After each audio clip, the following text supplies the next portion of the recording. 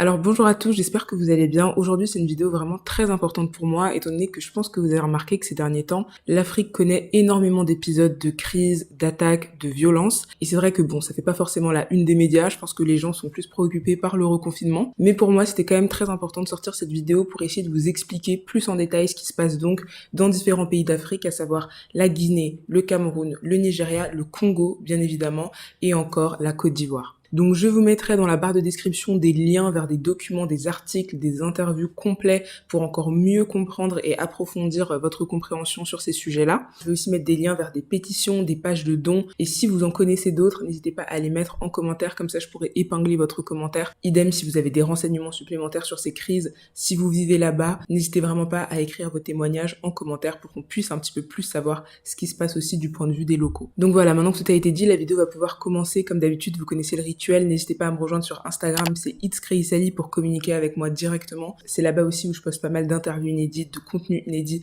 donc vraiment n'hésitez pas à aller me suivre là-bas. Et si cette vidéo vous plaît, n'oubliez pas à la fin de mettre un petit thumbs up, ça m'aide beaucoup. Donc maintenant que tout a été dit, on va commencer avec le premier pays, c'est-à-dire la Guinée. Alors si vous ne le saviez pas, la Guinée est actuellement en période d'instabilité, en période de crise, suite à la victoire aux élections présidentielles de Alpha Condé. Donc je vais vous demander là d'être vraiment attentif à ce que je vais vous expliquer, parce que vous allez voir qu'il y a beaucoup de similitudes entre la crise actuelle en Guinée et la crise en Côte d'Ivoire, dont on va parler juste après. Donc le premier tour des élections présidentielles s'est donc déroulé le 18 octobre, donc c'était il y a quelques jours, en Guinée. Et comme je vous l'ai dit, Alpha Condé est ressorti victorieux dès le premier tour avec 59,4% des voix. Et donc il y a deux problèmes. Le premier problème, c'est qu'on accuse Alpha Condé d'avoir falsifié les résultats, d'avoir fraudé les résultats. Et le deuxième problème, c'est qu'à la base, Alpha Condé n'aurait même pas dû pouvoir se présenter en tant que candidat aux élections présidentielles, étant donné qu'il a déjà fait 2 mandats et que dans la constitution guinéenne, la limite, c'est 2 mandats présidentiels. Donc normalement, on ne peut pas se présenter 3 fois à une élection présidentielle, et pourtant c'est ce que Alpha Condé a fait. Et c'est cette atteinte à la démocratie en fait qui a causé énormément d'épisodes de violence en Guinée, et ce depuis l'année dernière. Car effectivement, depuis 2019, il y a des épisodes de violence en Guinée, car Alpha Condé a utilisé une technique qui est assez connue, que j'appelle la technique de la réforme constitutionnelle. Je vous explique. Donc le principe de cette technique, c'est que lorsqu'un président a fait ses 2 mandats, très souvent c'est la limite dans tous les pays, c'est 2 mandats présidentiels, qu'est-ce qu'il va faire?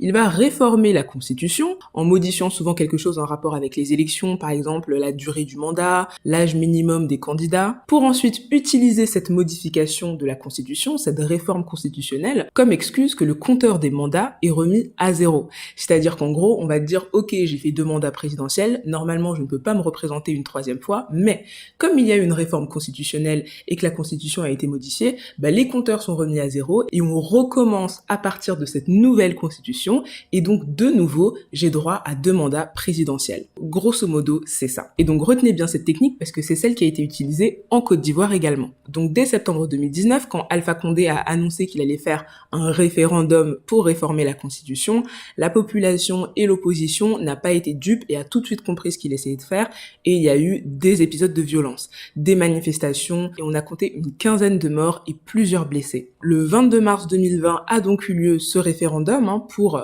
modifier la Constitution. Le référendum est bien évidemment passé avec 89% des voix, mais là encore dans des épisodes de violence extrême, il y a eu 10 morts le jour du vote du référendum. Et bien évidemment, comme la population et l'opposition s'y attendaient, le 1er septembre 2020, Alpha Condé a annoncé se représenter pour une 3e fois aux élections présidentielles en utilisant l'excuse de la réforme constitutionnelle pour justifier son 3e mandat. Et là encore, explosion de violence entre les manifestations et les forces de l'ordre, on a compté une 12aine de morts suite à son annonce. Et donc le 18 octobre 2020, donc il y a quelques jours, le premier tour de l'élection présidentielle s'est déroulé dans un climat de violence intense. Il y a eu plus de 30 morts pendant ce week-end des élections.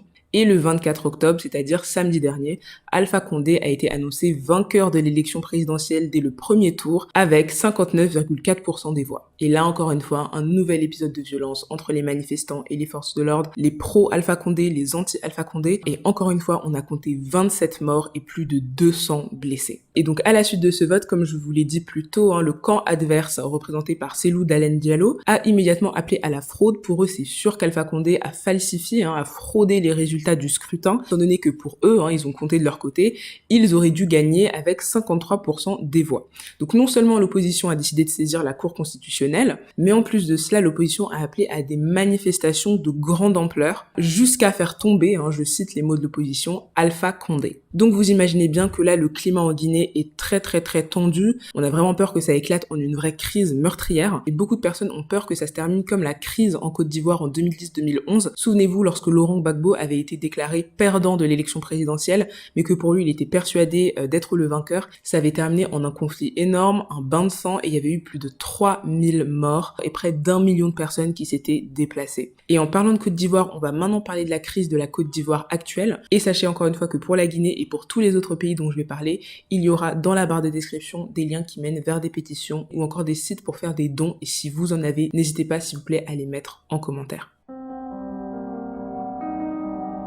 Alors la Côte d'Ivoire, c'est aussi un problème d'élection présidentielle. C'est à peu près la même chose qu'en Guinée, mais il y a quelques petites différences, donc je vais vous l'expliquer maintenant. Donc Alassane Ouattara, qui est le président actuel de la Côte d'Ivoire, veut se représenter pour la 3e fois également, alors que la limite constitutionnelle en Côte d'Ivoire, c'est également 2 mandats. Mais la petite différence avec Alpha Condé en Guinée, c'est que Alassane Ouattara, depuis le 5 mars 2020, avait annoncé qu'il voulait se retirer. Donc il n'avait pas l'intention de se présenter aux élections présidentielles, et au contraire, il avait désigné son successeur, ou en tout cas son favori, qui était son premier ministre, Amadou Gon Coulibaly. Mais coup de théâtre, le 8 juillet, le premier ministre Coulibaly meurt de problèmes cardio. Et du coup, pour Alassane Ouattara, c'est un cas de force majeure et il n'a pas le choix, il va devoir se représenter une 3e fois pour faire en sorte que le parti adverse de l'opposition ne gagne pas. Dans une interview qu'il a faite avec Le Monde et que j'ai lue, je vous mettrai le lien dans la barre de description, il dit lui-même « Je ne le fais pas par plaisir, j'ai une obligation citoyenne et personnelle d'être candidat ». Donc ça va être sa première justification. Je me représente d'urgence parce que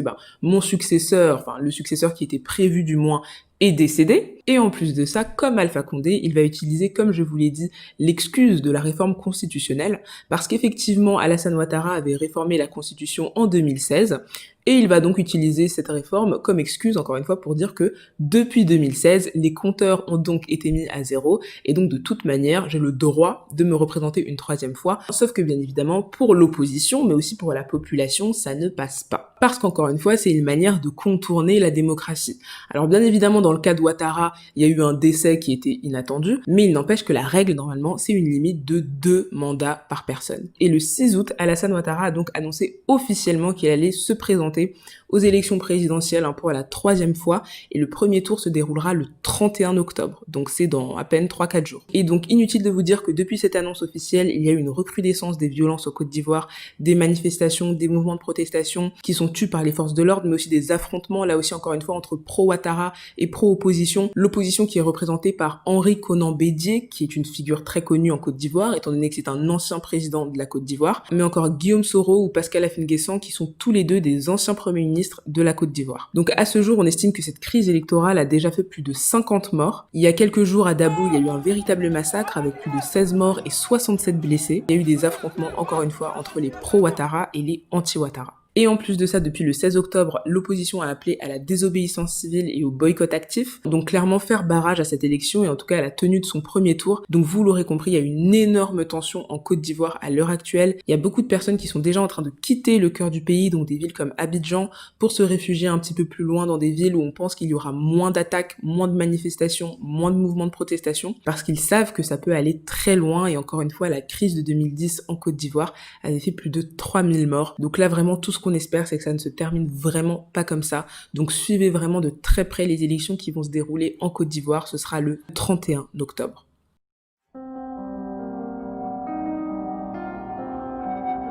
Alors maintenant le Nigeria. Alors le Nigeria, ça ne concerne pas les élections présidentielles, ça concerne le SARS. Le SARS qui est une unité de police anti-vol, clairement SARS c'est Special Anti-Robbery Squad, donc vraiment le squad spécial anti-vol, et il a été créé en 1992 au Nigeria. Donc là vous allez me dire, ok mais c'est quoi le problème avec cette unité spéciale? Le problème c'est que cette unité de police est accusée de violences policières vraiment très graves. Ils sont accusés de fouilles illégales, d'arrestations illégales, d'extorsion de fonds, de harcèlement sexuel, de viol, de torture, et cela très souvent sur les jeunes. En fait, beaucoup disent que dès qu'un membre du SARS vous voit avec un iPhone ou une belle voiture, ils utilisent cela comme prétexte pour dire que vous êtes peut-être un voleur, parce que je vous le rappelle, c'est une unité spéciale anti-vol. Donc ils vous arrêtent, ayant pour excuse qu'ils ont des soupçons que vous soyez un voleur, pour en fait très souvent vous violenter gratuitement, vous voler ou encore vous harceler sexuellement. Il y a eu d'ailleurs un rapport d'Amnesty International que je vous mettrai en barre de description qui explique que le SARS a même été inculpé de torture généralisée, comme par exemple tirer sur leurs détenus, des menaces d'exécution et des pendaisons. Et ce rapport date de 2016, donc c'est pour vous dire que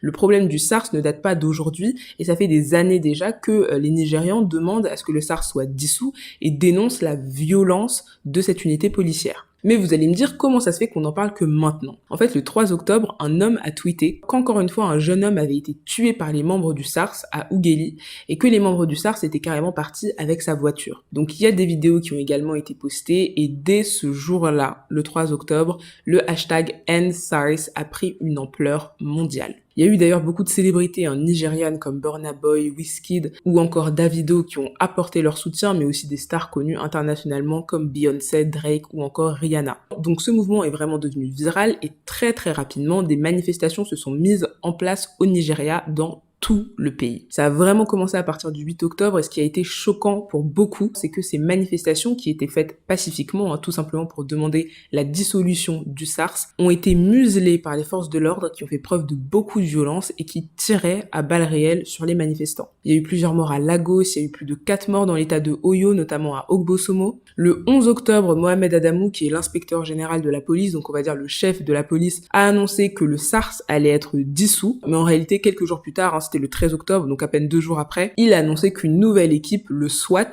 remplacerait le SARS.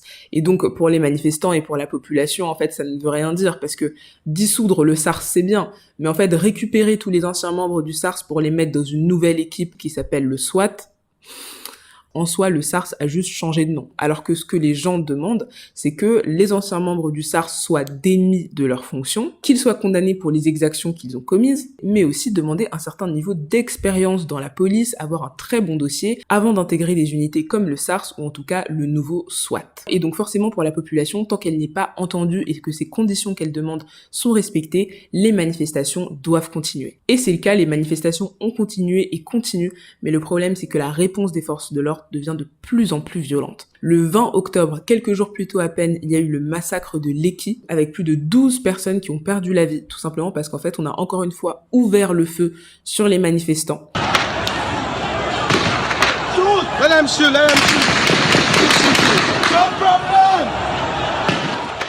Et c'est lors d'ailleurs de ce massacre des Lekki qu'il y a eu cette photo qui est devenue virale et le symbole en fait de ce mouvement End SARS. Et encore une fois, le 21 octobre, donc là aussi il y a quelques jours à Moshin, il y a encore eu un bain de sang avec plus de 13 personnes encore une fois qui ont été tuées. Donc ce qui se passe au Nigeria, c'est vraiment très grave, c'est un combat contre les violences policières qui n'est pas prêt de se terminer. Malheureusement, on s'attend encore à avoir de nouveaux massacres, de nouvelles manifestations où on tire sur les manifestants et qui se terminent encore une fois en bain de sang. Donc là encore une fois, j'ai mis un maximum de liens pour soutenir les manifestants au Nigeria. Donc je vous mettrai ça en barre de description. N'hésitez pas à les regarder et encore une fois, suivez cette crise au Nigeria de très près parce que les violences policières, ça nous concerne tous. Vous avez probablement entendu parler de la tuerie de Kumba, cette ville anglophone au Cameroun où près d'une dizaine d'enfants ont été tués par des hommes armés de fusils et de machettes qui sont donc entrés dans ce collège à Kumba pour assassiner les enfants qui s'y trouvaient. Et cet événement horrible, c'est le résultat d'une crise qui dure depuis des années et des années au Cameroun, qui est la crise anglophone. Donc pour pouvoir bien comprendre la crise anglophone camerounaise, il faut revenir en arrière à l'époque de la colonisation. Parce qu'effectivement, le Cameroun a connu une triple administration coloniale. De 1884 à 1916, le Cameroun était colonisé par l'Allemagne. Et de 1916 à 1960-1961, le Cameroun a été colonisé par la France et par la Grande-Bretagne en même temps. Il y avait une partie du Cameroun, le Cameroun Nord et le Cameroun Sud, qui était le Cameroun britannique, donc colonisé par la Grande-Bretagne, et le reste du Cameroun, donc la partie majeure, la partie principale, était le Cameroun francophone, colonisé par la France. Donc pendant la colonisation,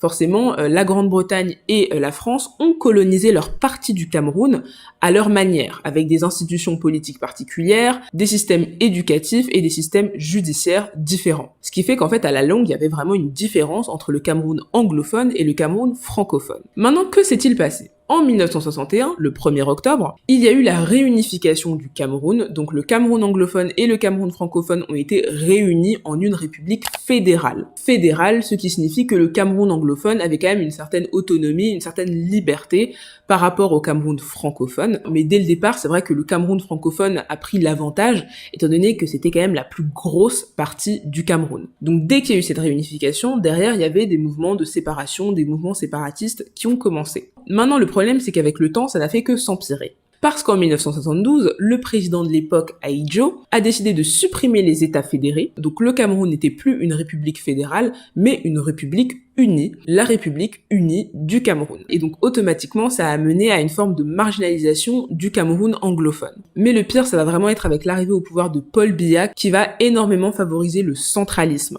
C'est-à-dire que pour lui, il n'y a qu'un seul Cameroun et c'est un petit peu le Cameroun francophone. Il va diviser la région anglophone en deux provinces, le nord-ouest et le sud-ouest, qu'on appelle donc Nozo, pour parler désormais du Cameroun anglophone. Et donc là, les Camerounais anglophones vont vraiment sentir une grosse différence. Ils sont sous-représentés dans toutes les instances du pouvoir central. Il y a très peu de Camerounais anglophones dans les ministères, dans le gouvernement, dans les grandes écoles. Il y a aussi une vraie négligence de l'entretien des infrastructures, de la construction même de nouvelles infrastructures dans le Cameroun anglophone. Et donc globalement, les anglophones ressentent qu'il y a une marginalisation des Camerounais anglophones au Cameroun. Et donc vraiment depuis 2016, encore une fois, c'est pas quelque chose de récent, c'est quelque chose qui dure depuis très longtemps. Depuis 2016, il y a eu des gros mouvements de grève en fait au Cameroun. D'abord, il y avait les avocats anglophones qui se plaignaient qu'en gros, les codes, donc le code pénal, code civil, etc., sont très rarement traduits en anglais, donc forcément, clairement, ils sont défavorisés. Mais il y a aussi les enseignants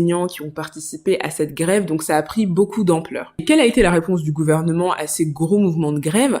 Eh bien, ça a été une coupure d'internet, la plus longue coupure d'internet de tout le continent africain. Du 9 janvier 2017 au 20 avril 2017, il y a eu une coupure d'internet au Cameroun anglophone. Et on peut dire que c'est vraiment à partir d'octobre 2017 que la crise politique commence réellement. Le 1er octobre, c'est le jour anniversaire de la réunification officielle du Cameroun anglophone et du Cameroun francophone. Et ce jour-là, des séparatistes anglophones, donc des Camerounais anglophones qui veulent se séparer du Cameroun francophone, ont fait une manifestation où ils proclamaient symboliquement leur indépendance du Cameroun francophone ce jour-là, que le Cameroun anglophone désormais devrait s'appeler l'État d'Ambazonie, c'est comme ça que les séparatistes anglophones souhaitent appeler le Cameroun anglophone. Et cette manifestation, cette proclamation d'indépendance s'est terminée dans le sang avec 17 personnes tuées par les forces de l'ordre ce soir-là. Et donc pour beaucoup, c'est vraiment à partir de ce moment-là que la crise a pris un autre tournant. Donc vous avez d'un côté le gouvernement qui veut à tout prix faire taire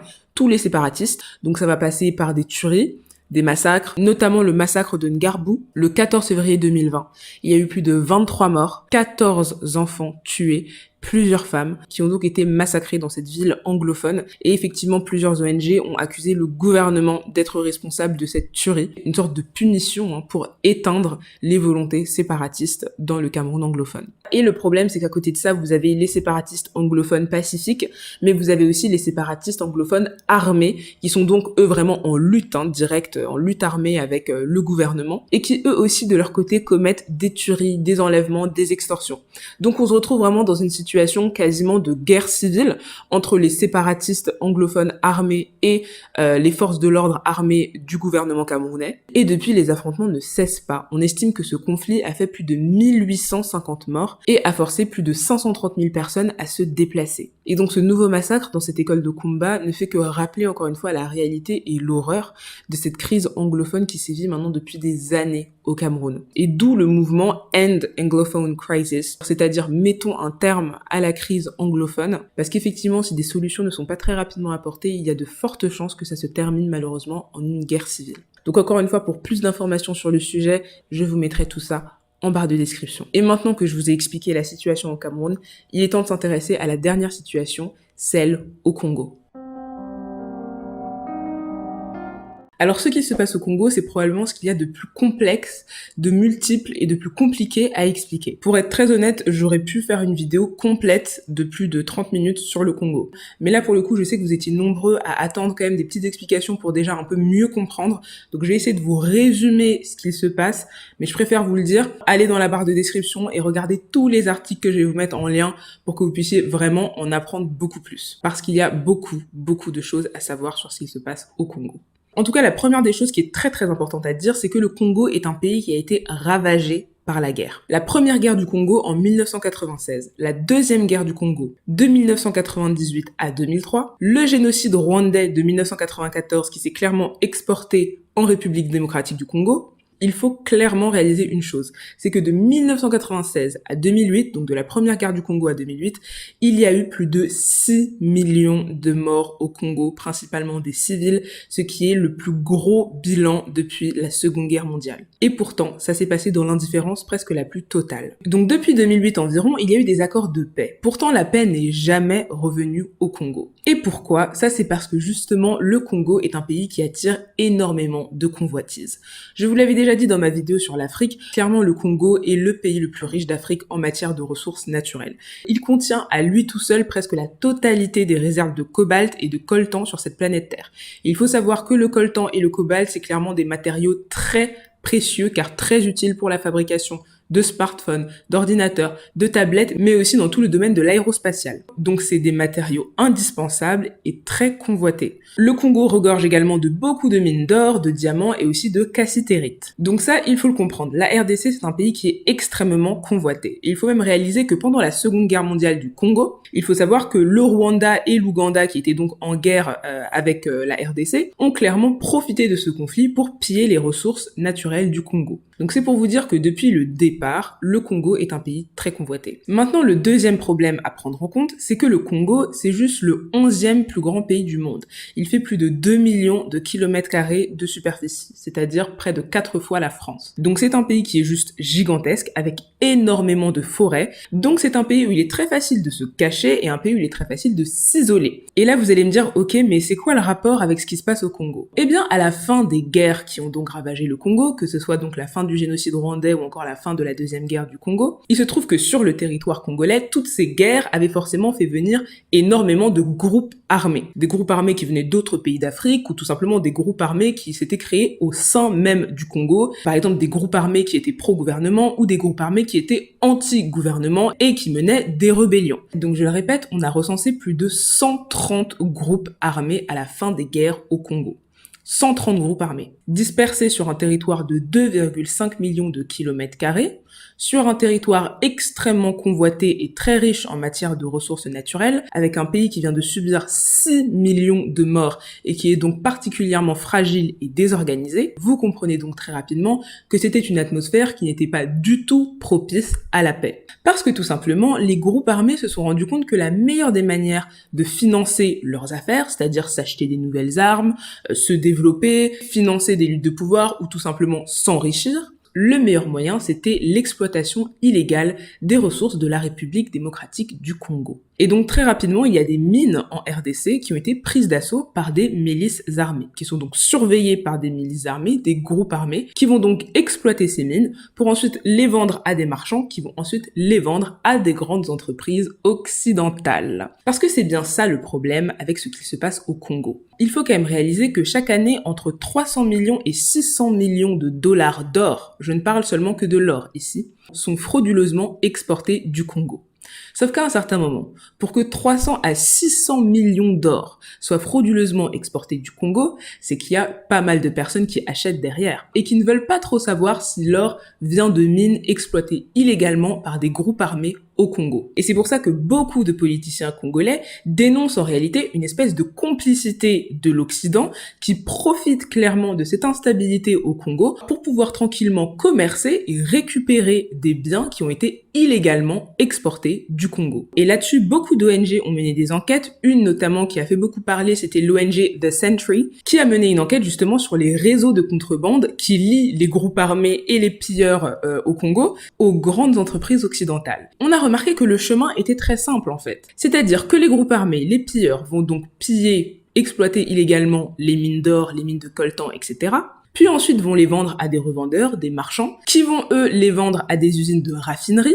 Et là, l'usine de raffinerie qui avait été épinglée, c'était AGR, une usine de raffinerie extrêmement connue qui travaille notamment avec Amazon et Sony. Et une fois que l'or est raffiné dans ces entreprises, elles sont tranquillement exportées vers les États-Unis, vers la France et le reste de l'Occident. Et c'est ainsi qu'on retrouve des minerais de sang, parce que c'est comme ça qu'on les appelle, que ce soit l'or, le cobalt, le coltan, tous les minerais qui sont pillés illégalement en RDC, tous les minerais qui sont exploités dans des conditions inhumaines et dégradantes, on appelle ça des minerais de sang. Et c'est donc en suivant le circuit dont je viens de vous parler que les minerais de sang sont intégrés dans l'économie légale mondiale. Ce qui fait qu'en réalité, quand on nous parle de l'instabilité du Congo, le fait qu'il y ait encore des guerres au Congo, on oublie de rappeler que ce ne sont plus tellement des affrontements intercommunautaires, interethnies, politiques, ce sont très souvent des affrontements liés à l'économie, à la convoitise, c'est-à-dire les ressources naturelles du Congo. Ce n'est pas un hasard si au Congo, la guerre qui fait encore le plus de ravages, c'est la guerre du Kivu. La guerre du Kivu qui a démarré en 2004 et qui est encore en cours aujourd'hui, elle n'a jamais cessé. Et comme par hasard, le Kivu est l'une des régions les plus riches en matière de ressources naturelles au Congo. Et on a eu des déclarations de politiciens qui sont vraiment très intéressantes et que je vais vous lire maintenant. Le ministre de la communication de la RDC, qui s'appelle Lambert Mende Omalanga, qui a dit que donc les rebelles, les groupes armés, etc. en RDC, sont l'instrument d'un lobby beaucoup plus puissant, celui des gens qui ont pris l'habitude de piller les ressources minières de cette région. Ils veulent maintenir le chaos et sentent leurs intérêts menacés par le rétablissement de l'État, donc de l'État congolais. Et vous avez aussi le sénateur Père Saint-Paul qui pensait exactement la même chose et qui allait même plus loin, en disant que cette nouvelle guerre à l'est du Congo a été présentée comme un conflit ethnique ou tribal, alors que le problème essentiel a été le contrôle par de grands groupes européens et américains des ressources naturelles du Congo. C'est juste au moment où le Congo a essayé d'établir des contrats commerciaux avec la Chine pour exploiter le cuivre et le coltan, avec des contrats beaucoup plus avantageux pour le Congo, que les multinationales, avec la complicité des grandes puissances internationales, ont provoqué ce conflit. Ces seigneurs de guerre se sont en effet transformés en milices, contrôlant chacune un territoire minier, leur scission politique masquant en fait des différends commerciaux. Alors du côté de l'Occident, il y a eu des tentatives d'aborder ce sujet du Congo, d'essayer de faire des efforts. Il y a eu notamment le processus Kimberley, je pense que vous en avez entendu parler, c'est le principe de la certification des diamants, pour pouvoir différencier les diamants qui ont été exploités dans de bonnes conditions et les diamants qui sont ce qu'on appelle des blood diamonds, donc les diamants de sang. Le problème, c'est que personne ne joue vraiment le jeu et qu'il y a vraiment une opacité, très peu de transparence au niveau du commerce de ce genre de matériaux. C'est très difficile de savoir d'où provient l'or, d'où provient le coltan, d'où provient le cobalt. Est-ce que ça provient effectivement de mines qui sont contrôlées par des groupes armés? Et quand bien même il n'y aurait pas de groupe armé, est-ce que ce sont des enfants qui travaillent dans ces mines? Est-ce que des personnes ont été tuées? Il n'y a aucune transparence et aucune sûreté à ce niveau-là. Et quelque part, c'est peut-être parce qu'on n'a pas tellement envie de savoir, n'est-ce pas? Il y a certaines personnes, ou plutôt certains gros groupes, grosses entreprises occidentales, n'ont aucun intérêt à ce que les exportations soient très contrôlées, très vérifiées, et que ça mène peut-être à une diminution des exportations. Et en plus de ça, il faut savoir qu'il y a d'autres conflits qui se déroulent au Congo, qui n'ont pas forcément les mêmes motivations du coup économiques que celles-ci. On a en ce moment, depuis 2016 jusqu'à aujourd'hui encore, le conflit du Kasaï, qu'on appelle aussi la rébellion de Kamwina Nsapu, avec à l'heure actuelle plus de 3000 morts et plus de 2 millions de personnes déplacées dans un conflit en fait interethnique qui oppose notamment les Baluba, les Tchokwe, les Pende et les Tetela. Donc vous l'aurez compris, encore une fois, ce qui se passe au Congo, c'est très compliqué. N'hésitez pas à me dire d'ailleurs dans les commentaires si vous voulez que je fasse une vidéo spéciale sur le Congo. Je peux essayer de me rapprocher un maximum d'historiens spécialisés dans les guerres du Congo et dans la géopolitique congolaise pour vous fournir une vidéo vraiment de qualité sur le sujet. Ça fait très longtemps que je voulais le faire, mais c'est vrai que c'est un sujet très complexe. Donc là, j'espère en tout cas que j'aurai résumé ce sujet au mieux. N'hésitez pas encore une fois, si vous êtes un local, si vous êtes un spécialiste, de partager vos témoignages ou vos expertises sur le sujet en commentaire, je serai ravie de les lire, de les épingler, de les partager. Et encore une fois, il y aura dans la barre de description des liens, que ce soit des pétitions, des donations, pour le Congo. En attendant, du coup, c'est la fin de cette vidéo. Alors, elle sera longue, mais courte à la fois, parce qu'encore une fois, je n'ai pas pu aller dans les détails autant que j'aurais aimé le faire. Mais en tout cas, j'espère qu'elle vous aura plu un maximum. N'hésitez pas à me le faire savoir en mettant un petit thumbs up. Vraiment, à chaque fois, ça me fait super plaisir. Si ce genre de vidéo vous intéresse, n'hésitez pas à vous abonner et activer la cloche pour recevoir une notification à chaque fois que je poste une vidéo. Et n'oubliez pas, comme d'habitude, de me rejoindre sur Instagram. C'est itscreasalis. C'est là où je suis la plus active. C'est là où j'essaye de répondre à un maximum de personnes. Donc, n'hésitez pas à me rejoindre là-bas. Et en attendant, encore une fois, n'hésitez pas à checker tous les liens que je vous ai mis dans la barre de description. J'espère que ça vous aidera. N'hésitez pas à signer un max de pétitions, à donner. Tous les liens sont dans la barre de description. Et d'ici là, je vous souhaite une excellente journée. Je sais pas normalement si on a déjà annoncé le reconfinement ou non. J'en sais rien. Mais en tout cas, je vous souhaite une excellente fin de journée. À très bientôt pour une nouvelle vidéo et prions pour l'Afrique. Ciao!